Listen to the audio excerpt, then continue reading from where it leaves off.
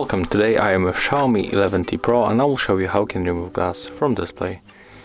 You don't have to bring any additional tools, you can use your hands, so I'm going to input my fingernail underneath glass. You can make it the same, so let's start from right edge for example. Take a look, you can move this finger to the left side and keep lifting this glass. You can put another finger and there we go. Do it slowly and try to don't break the glass.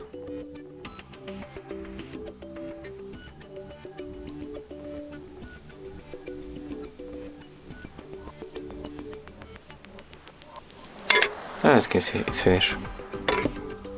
It was very simple. That's all. If you find this video helpful, remember to leave a like, comment and subscribe.